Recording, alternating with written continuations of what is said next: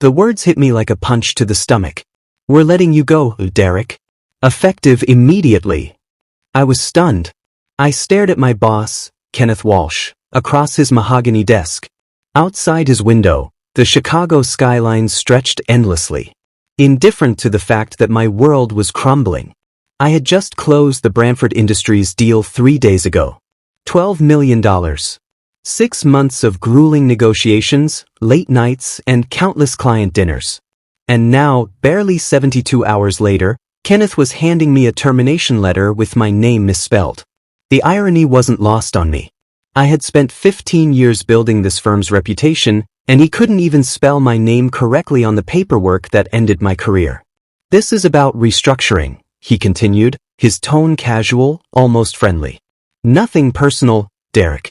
Just business decisions from the top." But I knew better. I saw the way his eyes avoided mine. I noticed the slight smirk he tried to hide.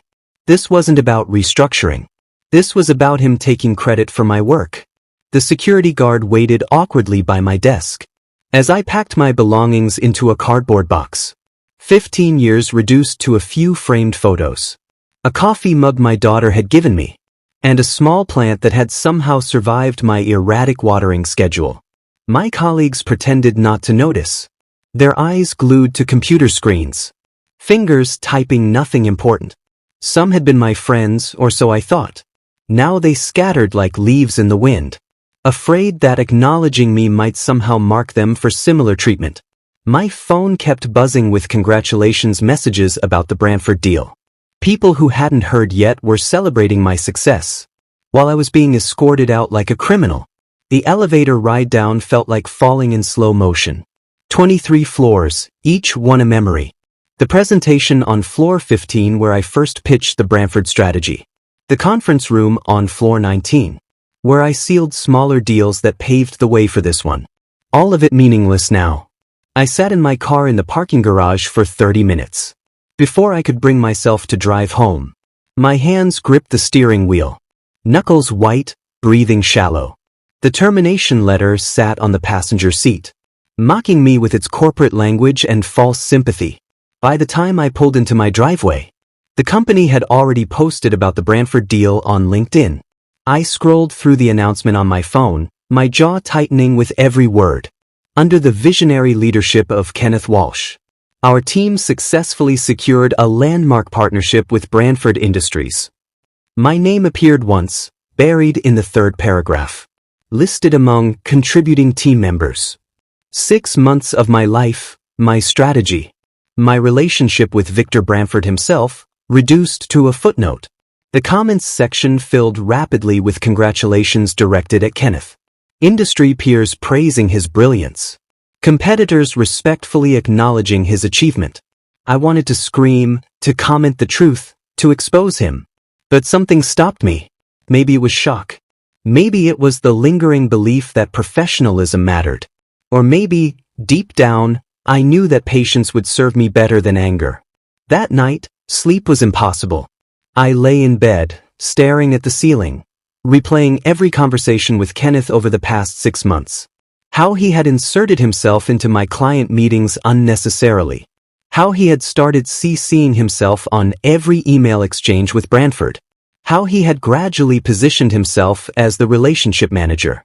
While I did the actual work, my wife, Patricia, noticed my restlessness.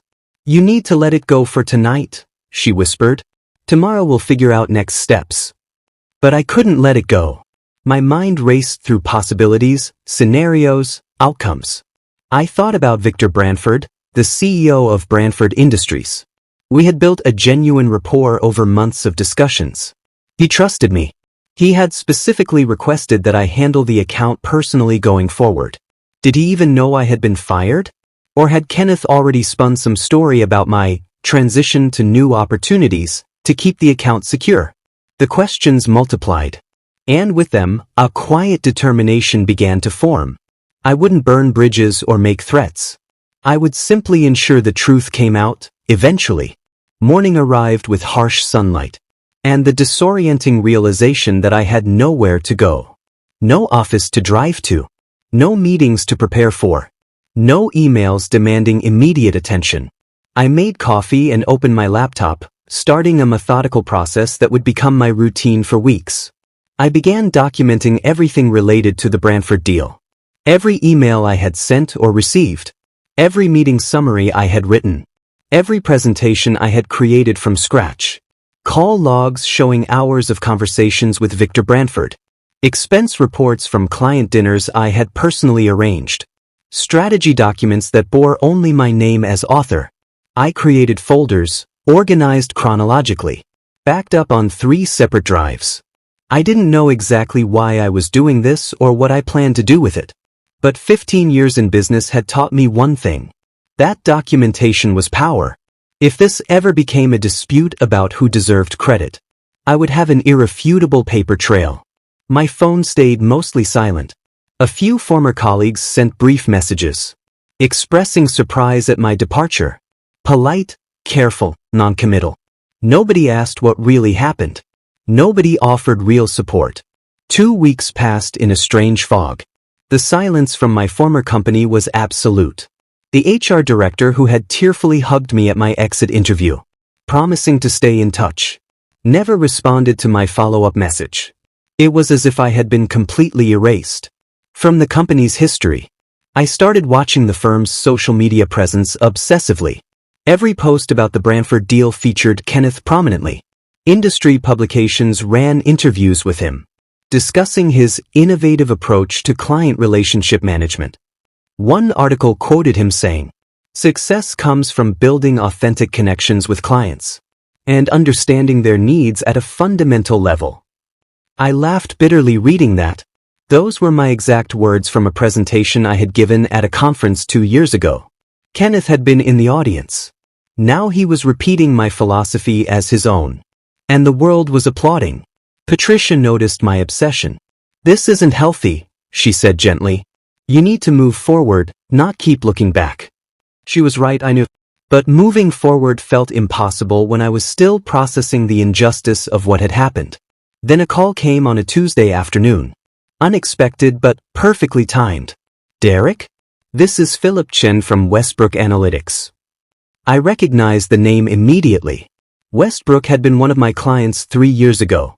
A smaller account I had managed before moving up to larger deals. We had parted on excellent terms when their contract ended naturally. "I heard through the grapevine that you left Walsh Sterling," Philip continued. "I wanted to reach out because we're looking for some consulting help on a new market expansion strategy. Would you be interested?" Something shifted in my chest. Relief, maybe. Or validation. Someone in the industry still remembered my work. Still valued what I could offer. "I'd definitely be interested," I replied, trying to keep the desperation out of my voice. "When did you want to meet?" We scheduled a lunch meeting for the following week. It wasn't a full-time position. It wasn't even particularly lucrative. But it was something. More importantly, it reminded me that my professional reputation existed. Beyond the walls of Walsh and Sterling, my name still meant something. My expertise still had value. The Westbrook consulting project was straightforward. They needed market analysis and competitive positioning for a new product line. It was work I could do in my sleep, which was fortunate because sleep remained elusive. But being productive again felt good. I threw myself into the project with the same intensity one had brought to every account throughout my career. Westbrook was impressed. Philip sent an email after my first presentation, saying, "This is exactly the level of insight we were hoping for. Would you be open to discussing an extended engagement?" One project led to another. A former colleague who had quietly kept in touch recommended me to his new employer. A connection from a professional association remembered my work, then reached out about a potential opportunity. Slowly, carefully, I was rebuilding. The money wasn't what I had made at Walsh and Sterling, but it was respectable. More importantly, I was independent.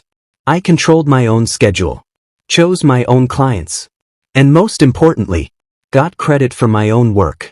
Nobody could steal my accomplishments now, because I was the entire operation.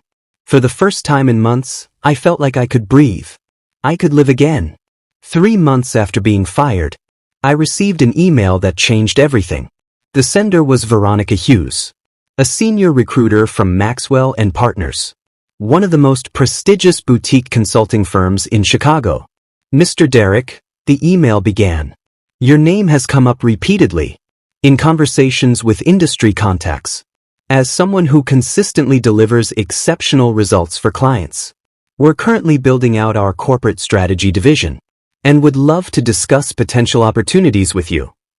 I read it 3 times, certain I was misunderstanding. Maxwell and Partners was the kind of firm where people built legendary careers. They were selective to the point of being exclusive, known for hiring only the absolute best talent. I agreed to an interview, more curious than hopeful. The meeting was unlike any interview I had experienced before. Instead of grilling me about my resume or testing my knowledge, they asked about my approach to client relationships. They wanted to understand how I built trust, how I navigated complex negotiations, how I delivered value beyond the obvious metrics. The Maxwell and Partners office was smaller than Walsh and Sterling, but infinitely more impressive. Where Kenneth's firm had prioritized appearance over substance, Maxwell focused on results and relationships. Everyone I met during the interview process was sharp, engaged, and genuinely interested in collaboration, rather than competition. They offered me a senior director position, leading their corporate strategy team. The salary was comparable to what I had made before, but the structure was different. Here, I would be evaluated on actual performance, not politics. Client relationships would be valued, not exploited. And most importantly, credit would go where credit was earned. I accepted immediately, but not before making one thing crystal clear during negotiations. I need to know that any clients I bring in or relationships I build are protected. I told the managing partner, Thomas Young, I won't have my work attributed to someone else ever again. Thomas nodded seriously. That's not how we operate here, Derrick. Your clients are your clients. We support you in servicing them, but the relationships belong to the people who build them. That's part of our culture. 2 months into my position at Maxwell and Partners, I received an email that made my heart skip a beat. The sender was Victor Branford, CEO of Branford Industries. My largest deal. Kenneth's trophy account. Derrick, the email began, I hope this message finds you well. I recently learned that you left Walsh and Sterling several months ago. I'm confused because Kenneth assured me repeatedly that you were simply taking on different responsibilities within the firm, but would remain connected to our account. Could we schedule a call to discuss? I stared at the screen, my mind racing. Victor didn't know. Kenneth had lied to him, maintaining the fiction that I was still somehow involved, while taking full credit for the relationship. This was the moment I had been unconsciously waiting for. The opportunity to expose what Kenneth had done. But I had to be careful. Victor was a sophisticated businessman who valued honesty and directness. I couldn't appear vindictive or petty. I needed to simply tell the truth and let him draw his own conclusions. The call with Victor was scheduled for the following afternoon. I spent the morning preparing, reviewing my documentation, organizing my thoughts. When his name appeared on my caller ID, I took a deep breath and answered.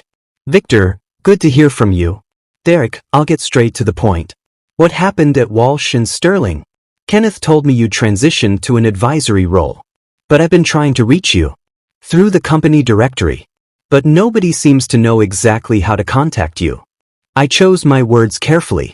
I appreciate you reaching out, Victor. The truth is, I was terminated 3 days after we closed our deal. I wasn't transitioned to anything. I was let go entirely. The silence on the other end was heavy. When Victor spoke again, his voice was cold. 3 days after closing? And Kenneth told me you were still involved in servicing our account. That's not accurate. I haven't had any connection to Walsh and Sterling since the day I was escorted out. Another pause. I see. Derrick, would you be available to meet in person? I think we need to have a longer conversation. I agreed with him and a meeting was scheduled. We met at a restaurant downtown, the same place where Victor and I had celebrated closing the deal 6 months earlier. He arrived wearing the same expression I remembered from our toughest negotiations. Focused, analytical, and slightly dangerous. "Let me be direct," Victor said once we had ordered. "I didn't sign that deal with Walsh and Sterling. I signed it with you. Your strategy, your insights, your understanding of our business model. That's what convinced me to move forward." Kenneth was pleasant enough, but he was just background noise in our discussions. I nodded, letting him continue. "Now I learned that you were fired immediately after closing. And Kenneth has been pretending you're still involved, while taking full credit for the relationship. That doesn't sit well with me, Derek. That's not how I do business." He leaned forward. "I'm going to ask you something directly, and I want an honest answer. Would you be willing to handle our account again, but through your new firm? Can Maxwell and Partners support the scope of our needs?" My pulse quickened. This was exactly what I had hoped for but had been afraid to ask. "We absolutely can. Maxwell specializes in the kind of strategic work you need." I spent that evening reviewing Maxwell and Partners policies on client transitions. The firm had strict ethical guidelines, but they were clear. If a client independently decided to move their business, and if that decision was based on the relationship with a specific advisor, it was not only permissible but expected that we would service that relationship. I scheduled a meeting with Thomas Young first thing the following morning. His eyes widened as I explained the situation. "Let me make sure I understand. Branford Industries, the $12 million account that was all over industry news 6 months ago, wants to transfer their business here specifically to work with you." That's what Victor indicated. "But I wanted to brief you before having any further conversations. I need to know that Maxwell can support this and that it won't create any complications." Thomas leaned back in his chair, a slow smile spreading across his face. "Derek, if Branford wants to work with you through our firm, then that's their choice. We'll support it completely. In fact, this is exactly the kind of client relationship we want to build our reputation on." The transition process began immediately but quietly. Victor's team reached out to Maxwell and Partners officially, requesting a proposal for comprehensive strategic consulting services. I led the proposal development, drawing on the months of relationship building I had already done with Branford Industries. Within 2 weeks, we had a signed agreement. The account was officially ours. I handled every detail personally, keeping the process professional and documented. No press releases. No social media announcements. Just clean, precise execution. But I knew that eventually, the news would reach Walsh and Sterling. And when it did, there would be consequences. I waited, working diligently on the Branford account, rebuilding the relationship that had always been mine. Victor appreciated the continuity. "This is what I wanted from the beginning," he told me during one of our strategy sessions. "Working with someone who actually understands our business. Not someone who's just trying to claim credit." The comment hung in the air between us, acknowledging what we both knew but didn't need to explicitly discuss. Kenneth had overplayed his hand, and now he was about to pay the price. The call came on a Wednesday morning. I was in a meeting when my assistant knocked on the door, looking uncomfortable. "I'm sorry to interrupt, but Kenneth Walsh is on the phone. He says it's urgent." I excused myself and took the call in my office, closing the door. "Kenneth." "Derek, what the hell do you think you're doing?" His voice was sharp, angry, stripped of the false friendliness he had used during my termination. "You stole my client." I let the silence stretch for a moment before responding calmly. "I didn't steal anything, Kenneth. Victor Branford chose to move his business. That's his decision to make. You went behind my back. You undermined our relationship. This is corporate sabotage." I almost laughed. "I was fired, remember? I have no relationship with Walsh and Sterling to undermine. Victor reached out to me independently, because he wanted to continue working with the person who actually built the relationship in the first place. This isn't over, Derek. I'll make sure everyone in the industry knows what kind of person you are." "Please do. I'd love for everyone to know the truth about how this situation unfolded." He hung up without another word. Within 48 hours, the industry was buzzing. Branford Industries' decision to move their account from Walsh and Sterling to Maxwell and Partners was significant enough to generate attention. But what really fueled the gossip was the timing and the circumstances. People started asking questions. Why would such a major client leave so quickly after signing? What had happened to make them lose confidence? Journalists who covered the industry reached out to both firms for comment. Maxwell and Partners issued a brief, professional statement. "We're honored that Branford Industries has chosen to work with us and look forward to supporting their strategic objectives." Walsh and Sterling's statement was noticeably more defensive.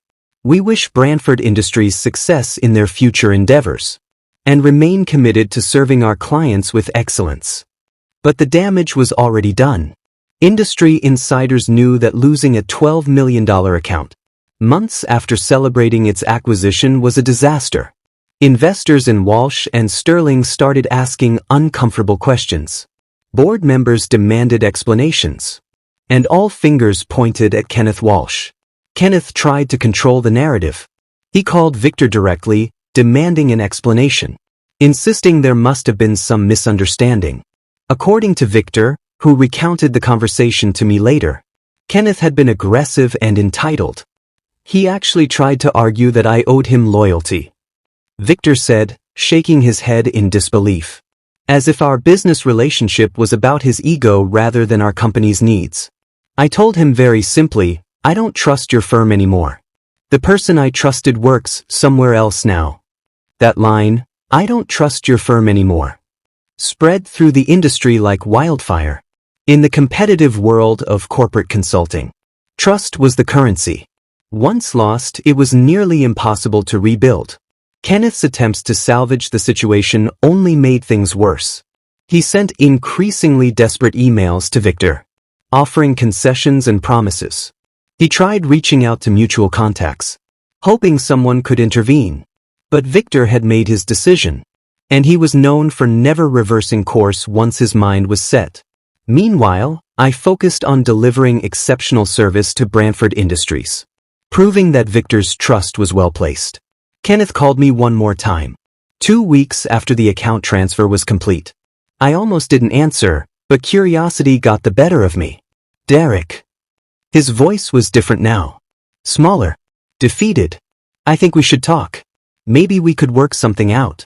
Perhaps there's a way to resolve this that benefits everyone." I understood what he was really asking. He wanted me to convince Victor to return the account to Walsh and Sterling. He wanted me to save him from the consequences of his own actions. "There's nothing to work out, Kenneth. You made your decisions. I've made mine. Victor made his. Sometimes actions have consequences." "You're destroying my career over one mistake," he said. "No, Kenneth," I cut in. "You destroyed your own career by taking credit for work you didn't do, and then lying to a client about my involvement. I'm just existing and doing my job. The fact that your lies caught up with you isn't my responsibility." I hung up before he could respond and blocked his number. There was nothing more to say. The conversation was over. The chapter with him was closed. Just like our professional relationship had ended the day he handed me that termination letter. A month later, the announcement appeared on LinkedIn. Walsh and Sterling announces leadership transition. Kenneth Walsh has decided to pursue other opportunities. We thank him for his contributions and wish him well in his future endeavors. The corporate language was transparent. Kenneth hadn't decided anything. He had been forced out, likely by a board that had lost confidence after the Branford disaster, and whatever other issues had surfaced during the subsequent scrutiny. The comments section on the announcement was telling. Where his previous posts had generated dozens of congratulations, this one received mostly silence. A few polite, best wishes messages from people who probably hadn't read it carefully. Nobody was surprised. Industry rumors had been circulating for weeks about internal chaos at Walsh and Sterling. The firm had lost 2 other significant clients in the aftermath of the Branford situation, both citing concerns about relationship management and trust.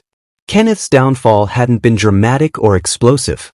It had been methodical and inevitable, the natural consequence of building a career on other people's work. Now the foundation had collapsed. I didn't celebrate. I just watched quietly as karma worked its way through. A journalist from Industry Weekly reached out for background on Kenneth's departure. She was writing a feature about leadership transitions in consulting firms and wanted to understand the context. I'm looking for your perspective on the situation at Walsh and Sterling, she said during our phone call. Several sources have mentioned your name in connection with recent account changes there. I chose my words carefully. I can speak to my own experience. I spent 15 years building client relationships and delivering results. When leadership priorities shifted, I moved to a firm whose values aligned better with my approach. That's really all I can say. What about Kenneth Walsh specifically? What kind of leader was he? I paused, considering.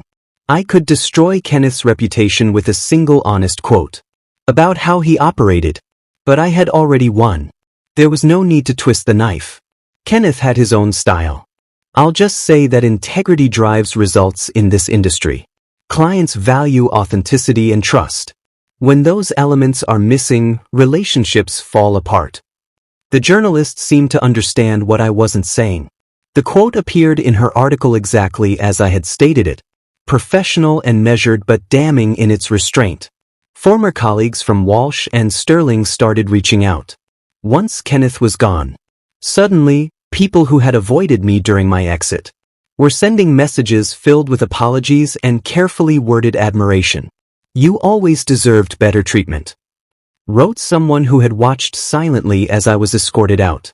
We all knew Kenneth was taking credit for your work, said another, as if this observation now mattered. You handled everything with such class, offered a third, somehow missing the irony of praising my restraint. Months after doing nothing to support me, I responded politely but briefly to most messages. These people had made their choices when it mattered. Their belated acknowledgement changed nothing. But I wasn't bitter.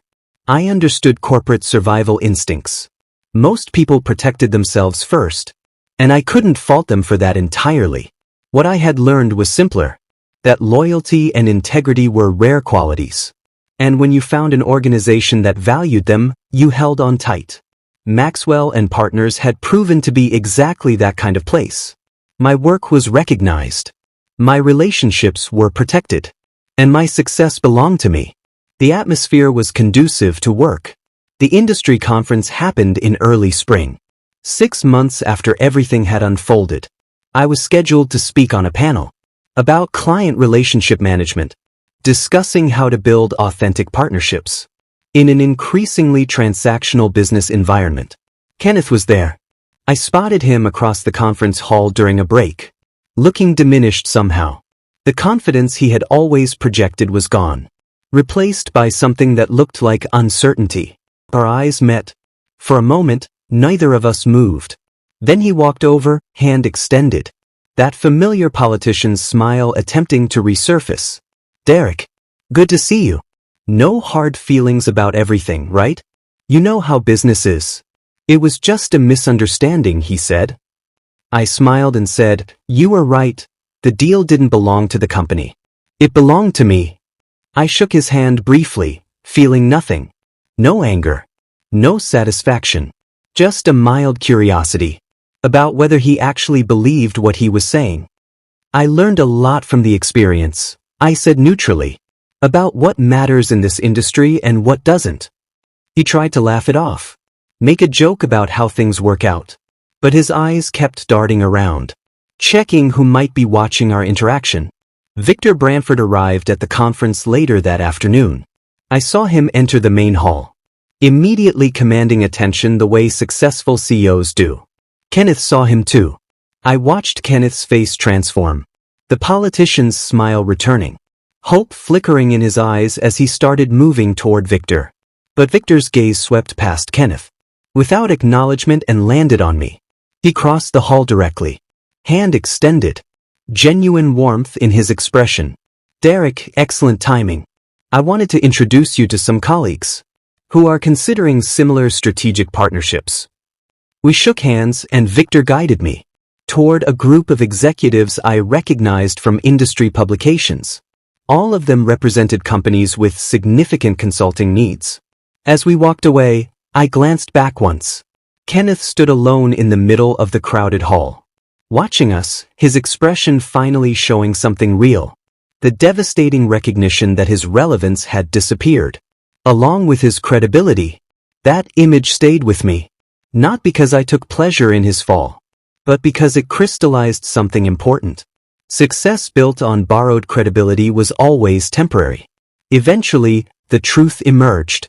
That evening, I drove home through the city, watching lights reflect off my windshield, and thinking about the journey. From that devastating day in Kenneth's office to this moment, I hadn't destroyed Kenneth Walsh. I hadn't plotted elaborate revenge or sabotaged his career. I had simply continued doing what I had always done. Building genuine relationships, delivering excellent work, and operating with integrity. Kenneth's downfall was entirely self-inflicted. He had stolen credit, lied to clients, and prioritized his ego over authentic service. Kenneth's downfall was slow, public, and poetic. He'd fired me for being too ambitious. Yet it was my success that exposed his incompetence. Those choices created their own consequences. I was just there when they caught up with him. The best revenge, I had discovered, wasn't dramatic confrontation or public humiliation. It was simply being good at what you do, and letting dishonest people expose themselves through their own actions.